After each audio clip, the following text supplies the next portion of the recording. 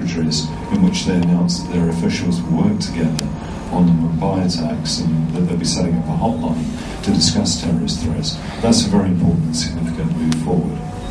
But the threats remain out there. We're all aware of what happened at Moscow Airport in January, and what happened at the VIII oil refinery in Iraq in February, and what happened at a bus stop in Jerusalem last month. This is a real and present danger. It's a persistent threat with no immediate end in sight. And the basics remain the same. To succeed in addressing the threat, we need to be vigilant and we need to adopt a holistic approach. Now, before I finish, let me say a few words about that, because this is at the heart of what we tried to achieve in our national security strategy last year. As I've said, no single country can hope to defeat terrorism on its own. Since the attacks of 11 September, extensive international cooperation has weakened the ability of terrorists to recruit, to train, to fund and to execute attacks.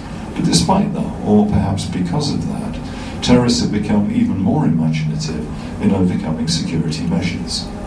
At a domestic level, an effective security strategy can't be achieved through the successes of law enforcement agencies working in isolation. Terrorism has to be tackled strategically through longer-term measures that deny terrorists the ideological space to operate. To paraphrase a former well-known British Prime Minister, this is not only about being tough on terrorism, it's about being tough on the causes of terrorism. And this is something that we've reflected on and translated into our national security strategy.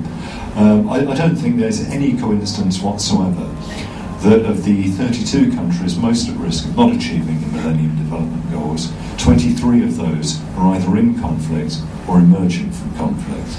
And hence that is where